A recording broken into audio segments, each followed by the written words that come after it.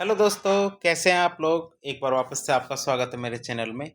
आज हम बात करेंगे इंडियन इकोनॉमिक्स के एक टॉपिक के बारे में। टॉपिक का नाम है एनबीएफसी। लगातार इससे परीक्षाओं में प्रश्न पूछे जाते हैं। हिंदी में कहें तो गैर बैंकिंग वित्तीय कंपनी इसको हिंदी में कहते हैं। अंग्रेजी में कहेंगे नॉन बैंकिंग फाइनेंशियल कंपनी। अंग्रेजी में क्या कहेंगे? नॉन बैंकिंग फाइनेंशियल कंपनी, अर्थात जो बैंक की तरह काम नहीं, बैंक नहीं होते लेकिन फाइनेंशियल कंपनी होती है, लेकिन बैंक के बहुत सारे कार्य करते हैं।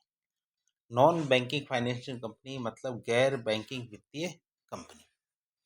तो वो कंपनी जो वित्तीय लेन देन का काम करती है, वो कंपनी जो वित्तीय लेन देन का काम करती है, परंतु उन कंपनियों के पास बैंक का लाइसेंस नहीं होता। वो कंपनी है जिनके पास बैंक का लाइसेंस नहीं होता लेकिन वित्तीय लेन देन का काम करती है, ऐसी कंपनियों को एनबीएफसी या नॉन बैंकिंग फाइनेंशियल कंपनी कहते हैं। एनबीएफसी क्या बहुत सारे क्षेत्रों में काम करती है। एनबीएफसी क्या करती है? बहुत सारे क्षेत्रों में काम करती है, जैसे बीमा, पेंशन, होम लोन, साथ साथ जमाएं स्वीकार करने वाली कंपनियां। तो इस तरह बहुत सारी कंपनियां होती है जो एनबीएफसी की तरह काम करती है और बहुत सारे क्षेत्रों में काम करती है। अब बात करें एनबीएफसी का नियंत्रण या नियमन, अर्थात जो हमारी गैर बैंकिंग वित्तीय कंपनी है उनका नियंत्रण या नियमन कौन करता है? अलग अलग संस्थाओं के द्वारा किया जाता है। सबसे पहले बात करते हैं बीमा क्षेत्र का नियमन कौन करता है। क्या बीमा क्षेत्र का नियमन कौन करता है? तो बीमा क्षेत्र का नियमन हमारे आई आर डी ए आई के द्वारा हमारे बीमा क्षेत्र का नियमन करते हैं। जैसे बीमा, इसका पूरा नाम क्या होगा? भारतीय बीमा विनियामक और विकास प्राधिकरण। तो बीमा क्षेत्र का नियमन कौन करता है? IRDAI। फिर पेंशन क्षेत्र का रेगुलेशन कौन करता है? पेंशन क्षेत्र का रेगुलेशन हमारे निधि विनियामक और विकास प्राधिकरण। पेंशन निधि विनियामक और विकास प्राधिकरण, जिसको PFRDA कहते हैं, ये हमारे पेंशन क्षेत्र का नियमन करता है। तीसरा हमारा होम लोन आता है। तो होम लोन का नियमन कौन करता है? हमारे नेशनल हाउसिंग बैंक, अर्थात राष्ट्रीय आवास बैंक, ये हमारे होम लोन का नियमन करता है। चौथा हमारा आता है म्यूचुअल फंड का नियमन। तो म्यूचुअल फंड का नियमन कौन करता है? भारतीय प्रतिभूति और विनिमय बोर्ड। कौन करता है? भारतीय प्रतिभूति और विनिमय बोर्ड, मतलब सेबी के द्वारा म्यूचुअल फंड का विनिमय करता है।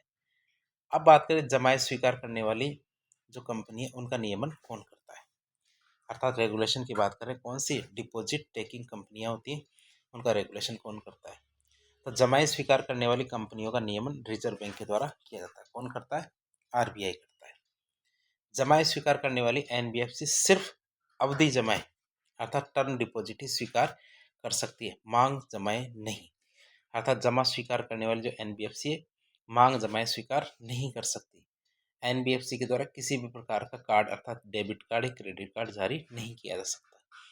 तो आप देख सकते हैं, मांग जो जमाएं स्वीकार करने वाली कंपनी एफडी आरडी तो कर सकती है, लेकिन अपने यहाँ पे सेविंग या करंट अकाउंट नहीं खोल सकती। एनबीएफसी के द्वारा चेक बुक भी जारी नहीं की जा सकती।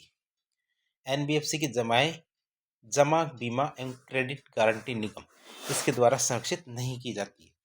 अर्थात यदि जो एनबीएफसी है जिसके अंदर आपने एफडी आरडी कराई है और वो आपको पैसा खा जाता है, मतलब कहता है अपने आप को दिवालिया घोषित कर देता है, तो ये हमारे जो जमा बीमा क्रेडिट गारंटी निगम है, ये इसकी गारंटी नहीं देता। और ये किस किस की गारंटी देता है? जो हमारे बैंकों के अंदर पैसा जमा होता है तो उसकी गारंटी इसके द्वारा दी जाती है। फिर बात करें एनबीएफसी की, तो एनबीएफसी को नगद आरक्षित अनुपात अर्थात सीआरआर का पालन नहीं करना होता, परंतु एसएलआर का पालन करना इनको अनिवार्य है। एनबीएफसी क्या है? हमारे सीआरआर का पालन नहीं करते, परंतु एसएलआर का पालन करना इनके लिए अनिवार्य होता है। एनबीएफसी पर बेसल मानक लागू नहीं होते। बेसल का मतलब होता है जो हमारे बैंकिंग से संबंधित नियम होते हैं, जो हमारे स्विट्जरलैंड में बेसल शहर के जो नियम है वो नियम इन पर लागू नहीं होते। फिर बात करें जमा बीमा क्रेडिट गारंटी निगम, जो उसकी बात कर रहे थे, तो उसके बारे में देख लें। तो इसकी स्थापना 1978 में की गई थी और इसका स्वामित्व किसके पास है? रिजर्व बैंक के पास है। इसका कार्य क्या था? DICGC मतलब deposit insurance and credit guarantee corporation. इसकी बात करें तो इसका कार्य है, इसकी क्या कार्य है? इसका कार्य बैंकों में जमा राशि का बीमा प्रदान करना। बैंकों में क्या जमा राशि है हमारी, यदि बैंक डूब जाते हैं तो उसके लिए बीमा देता है। DICGC के द्वारा बैंकों में जमा राशि पर 5 लाख का बीमा दिया जाता है और इस बीमा के लिए प्रीमियम का भुगतान कौन करता है? बैंक से ही करवाया जाता है। तो इस तरह हमने एक चीज़ तो देख ली है, कौन सी? NBFC के बारे में देख लिया। अब हम बात करेंगे अगला टॉपिक हमारे ब्याज दरों का निर्धारण। कौन सा? ब्याज दरों का निर्धारण की बात करें तो ब्याज दरों का निर्धारण में पहला टॉपिक आता हमारा bench prime lending rate. Bench prime lending rate की बात करें तो हम ब्याज दरों का निर्धारण कैसे करते हैं? बेंचमार्क प्राइम लेंडिंग रेट के लिए दिशा निर्देश 2004 में जारी किए गए थे। बेंचमार्क प्राइम लेंडिंग रेट के अनुसार ब्याज दर क्या होनी चाहिए? प्राइम दर प्लस जोखिम। प्राइम दर प्लस जोखिम दोनों को मिलाकर हमारे बेंचमार्क प्राइम लेंडिंग रेट होनी चाहिए। प्राइम दर वो दर होती है जो बैंक अपने सबसे विश्वसनीय उपभोक्ताओं को देता है, अर्थात प्राइम दर कहलाती है। अर्थात जिन पे बैंक को विश्वास होता है इनको यदि हम लोन देंगे तो ये पैसा तो हमारा जरूर वापस आ जाएगा, तो उनको जो जिस ब्याज दर पे लोन दिया जाता है उसे प्राइम दर कहते हैं। और कम विश्वसनीय जो उपभोक्ता होते हैं जिनमें आधा आधा विश्वास होता है आएगा या नहीं आएगा, तो उसे सब प्राइम उपभोक्ता कहते हैं। फिर आता है हमारा आधार दर या फिर बेस रेट। आधार दर की बात करें तो आधार दर के लिए दिशा निर्देश 2010 में जारी किए गए थे। आधार दर के तहत कोई भी ऋण आधार दर से कम दर पर नहीं दिया जा सकता। अर्थात एक बेस रेट होती है, ये चाहे वो हमारे प्राइम कस्टमर हो या सब प्राइम उपभोक्ता हो, किसी को भी उस दर से नीचे ब्याज पर लोन नहीं दिया जा सकता। उसे बेस रेट कहते हैं, आधार दर कहते हैं। और आधार दर की गणना बैंक संचालन के आधार पर की जाती है कि बैंक संचालन में कितना खर्चा आता है, उसी के आधार पर हमारे बेस रेट को तय किया जाता है। फिर आती है हमारी मार्जिनल MCLR। क्या? फिर आती है हमारी क्या? MCLR आती है। MCLR अर्थात marginal cost of funding based lending rate. Marginal cost of fund based lending rate, MCLR मतलब marginal cost of fund based lending rate की बात करें तो MCLR के जो दिशा निर्देश है 2016 में आए थे। इसके तहत जो लागत आती है, लागत की गणना कैसे करेंगे? तो उस समय तो रेपो रेट है इसको शामिल करेंगे, इसके अंदर रेपो रेट कितनी है उसको शामिल करेंगे।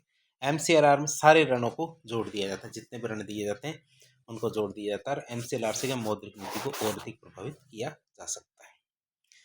फिर बात करते हैं EBLR मतलब एक्सटर्नल बेंचमार्क लेंडिंग रेट, अर्थात बाहरी बेंचमार्क उधारी रेट। इसके लिए दिशा निर्देश हमारे 1 अक्टूबर 2019 में जारी हुए थे और इसके तहत बेंचमार्क का निर्धारण आंतरिक रूप से न करके बाहरी रूप से किया जाता है। क्या? बेंचमार्क का निर्धारण आंतरिक रूप से न करके क्या बाहरी रूप से किया जाता है।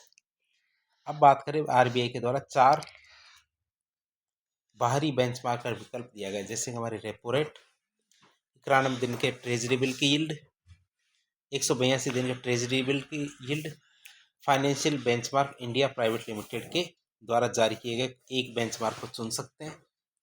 तो हमने देखा RBI के द्वारा 4 बाहरी बेंचमार्क का विकल्प दिया गया और वो कौन कौन से? रेपो रेट, 91 दिन के ट्रेजरी बिल की यील्ड, 182 दिन के ट्रेजरी बिल की यील्ड और financial benchmark India private limited के द्वारा जारी किए गए कोई एक बेंचमार्क को चुन सकते हैं। अब और बातों की बात करें तो एक श्रेणी होती है जैसे हमारे होम लोन, कार लोन, इनके ऋणों के लिए सभी बैंकों के द्वारा एक समान बेंचमार्क रखे जाएंगे और बाहरी बेंचमार्क उधारी दर है, इससे क्या मौद्रिक नीति और अधिक प्रभावी हो गई है। तो इस तरह आज हमने 2 टॉपिकों के बारे में देखा। एक टॉपिक तो हमारा जो ब्याज दरों का निर्धारण था, दूसरा हमारा NBFC अर्थात नॉन बैंकिंग फाइनेंशियल कंपनीज है उनके बारे में देखा। तो इस प्रकार के इन्फॉर्मेटिव वीडियोस देखने के लिए हमारे चैनल से जुड़े। वीडियो यदि पसंद आता है तो वीडियो को लाइक करें, चैनल को सब्सक्राइब करें, अपने दोस्तों के साथ शेयर करें ताकि जो है हमारी मुहिम है बहुत लोगों तक पहुंचाई जा सके। धन्यवाद।